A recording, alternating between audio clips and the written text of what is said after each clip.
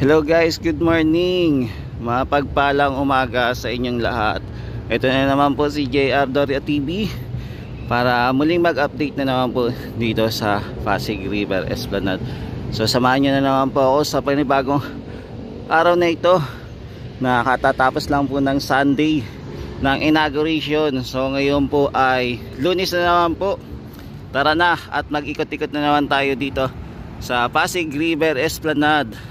Mag-walk tour po muna tayo guys. I-walk tour natin tong Pasig River Esplanade na napakagandang pasyalan po. Walking muna tayo guys ha. Yan, samahan nyo ako. Maglahad-lahad dito.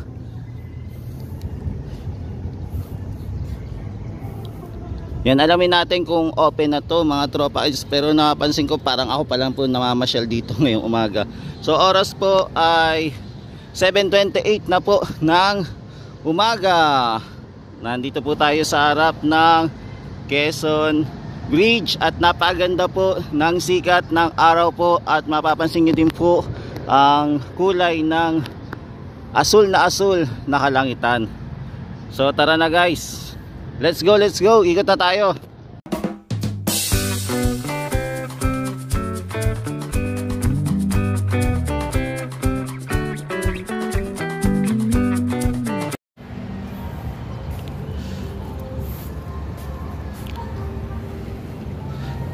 Yan, sa aking pag-iikot, sisimulan ko po muna.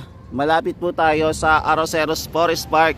Dito muna tayo una magsisimula hanggang makapunta po tayo sa MacArthur Bridge. So ang gagawin lang po muna natin, walking tour lang po muna ngayong umagang ito para makita po natin, masilayan kung gano'n na po kaganda ang Pasig River Esplanade. Lakad na tayo mga guys.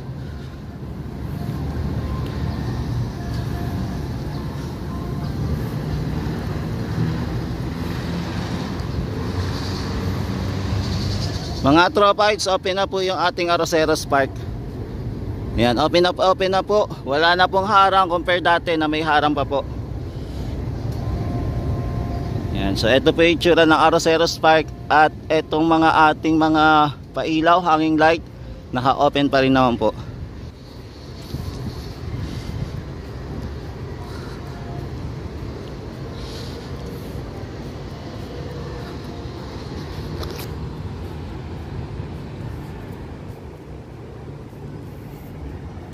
Ito yung may mga gamit pa dito na iwan. Ano kaya laman na ito? Tingnan natin ha. Ano kaya laman? Pasig River. Yellow lang. Sayang. Yellow ang laman. So hindi nagamit na. Sayang. Yellow. Siguro may tindaan sana dito. Kaya lang hindi na nagamit.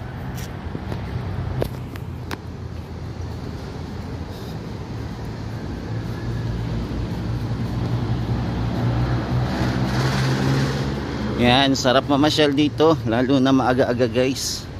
Masarap mag-ikot-ikot. Yan na. Wow, amazing. Tapos may makikita tayo doon, nagsasampay ng damit to. Diba? May nagsasampay doon. Galing. Diba? Ayan ang tulay. Nagsasampayan. Yan, silip lang po tayo sa paligid na ito area. Dati po hindi po tayo nakakapasyal dito. So matagal-tagal din na taon yun. Pero ngayon ito na, nakakapasyal na tayo. Na dating squatter area. Pero ngayon mapapawaw ka na. Amazing. Grabe no. Amazing na amazing talaga.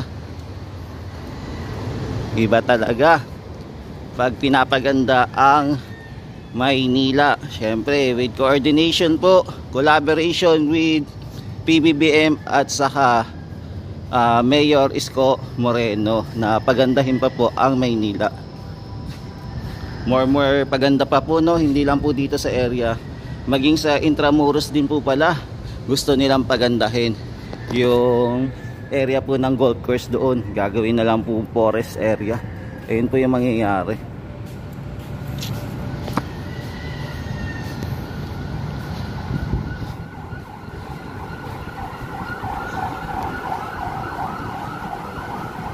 Yan. Kailangan na lang po natin dito ng janitor, then okay na.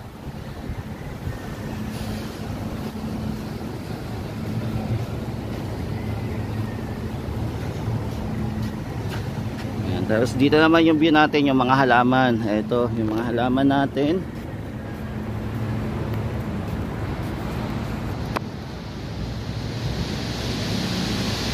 Yan, kompleto na po yung halaman. Ayos na. Tapos naglagay po sila dito ng graba po muna para matakpan lang po yung hindi pa po nila naayos. Ayun po muna yung ginawa. Nandito tayo. So ito yung area. So dating etong puno ng squatter area o mga informal settler, okay na po. Maganda na. Maganda ng pasyalan. Tapos yung ating Loton Ferry Station hindi po muna magagamit. Nandiyan pa rin po yung mga display. Hindi pa po ata natatanggal. Ayan, walking pa tayo. Nawala na po pala. Tinanggal na. Buti na lang nakapag-video tayo, no? Natanggal na po. Sayang. So hindi ko na pala na yung mismong off record para malinaw na malinaw. So tinanggal na din po pala nila. Wala na din po sa loob. Akala ako mag-i-stay po muna doon, pero wala na.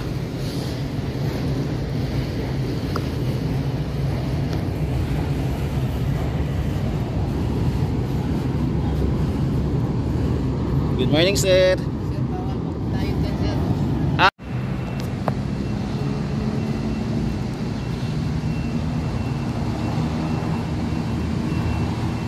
Yan, tapos ito naman po yung mga halaman dito, mga idol. Ayan,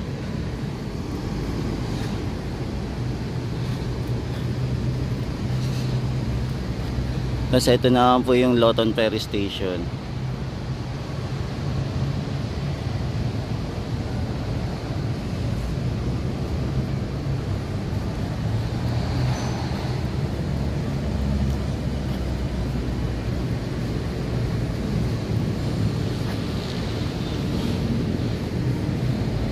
Yan, so tinanggal na din po dito pala yung ating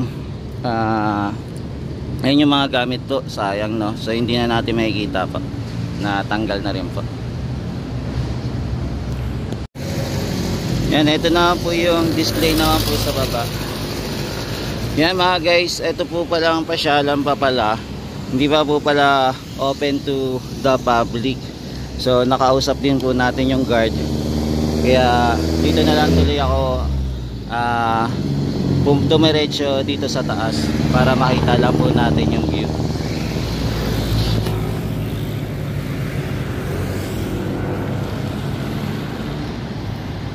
Yan, so ito po yung itsura pagka nasa taas na po tayo. Sayang, mag-walking tour po muna tayo, kaya lang nasita tayo. Then hindi na rin po ako nakipagtalo sa ating guard na naka-in charge doon. Yun lang, hindi ko nakuha yung pangalan kung sino.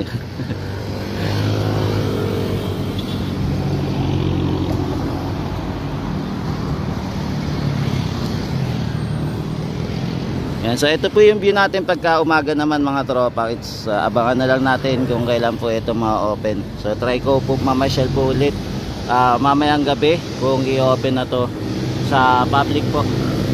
Yan, sana i-open na po para makapasyal na po tayo dito sa Pasig River. Di bali, dumaan po tayo, unang dumaan ako sa may Arroceros Park, papasok po ng Pasig River Esplanade Phase 4. Ayan lang, kasama ang palad, hindi na po tayo tumuloy at hindi na rin po tayo nakipagtalo sa guard. Yan, nandito na po tayo guys sa MacArthur Bridge po naman. Dito na po tayo, silip, nasa taas lang po muna ako. Yan, para makita lang po natin.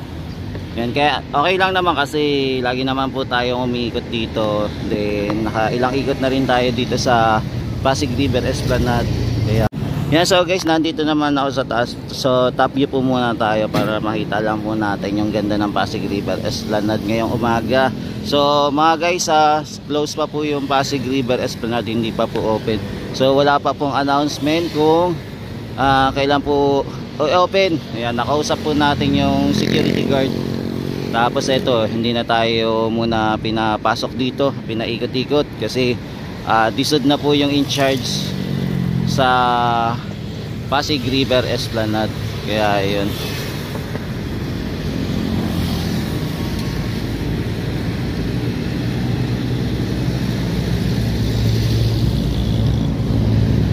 For the meantime, dito lang po muna tayo mag-iikot. Kung mapapansin nyo, meron pa po siya nakalagay na yellow lane, no? Ayan, may nakalagay na yellow lane. Ayan. Ayan, hoping nakikita nyo.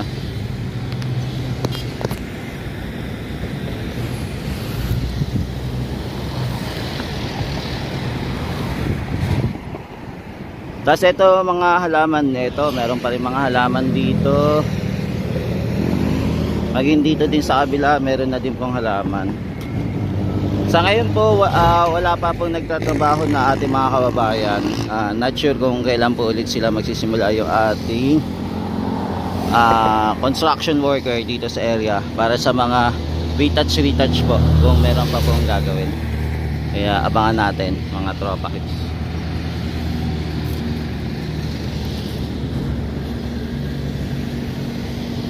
Yan, so ito po yung beauty ng Pasig River Esplanade pagka morning naman po.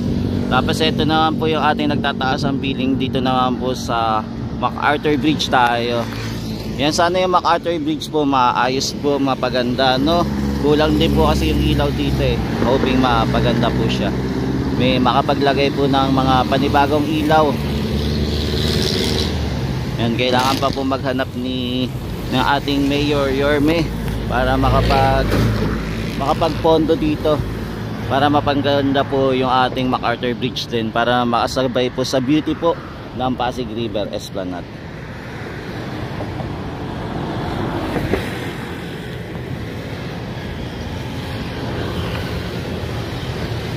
Tapos dito naman sa baba, maaliwalas na din pong tignan, no, yung ating Manila Central Post Office. Ito yung dating daanan. Ayan, maaliwalas na din po tignan. Hindi na din po yun. Yan, so mga tropa kids, ito muna yung latest update natin dito sa Pasig River Esplanade. Ayan, sorry. Akala ko makaka-walk tour tayo dito sa area. Kaya lang kinausap tayo ng guard na sabi daw disod na daw po yung may hawak. Syempre ayoko na din natin makipag-argue. Ang mahalaga ay may pakita ko lang po kung ano po yung itsura ng Pasig River Esplanade ngayong umagang ito, after po matapos ang ating inauguration. Ayan, maraming salamat po guys sa walang sawang pagsuporta kay JR Doria TV. Ingat-ingat po kayo palagi. Pagpalain po kayo ng may kapal. God bless po sa inyo. Yan, more blessings to come sa atin bawat isa. Thank you po, God bless. So ito na po yung bagong itsura ng Maynila po. Maraming salamat po ulit. Yan, hanggang sa muli sa pag-update natin dito sa Pasig River Esplanade. Ingat-ingat po.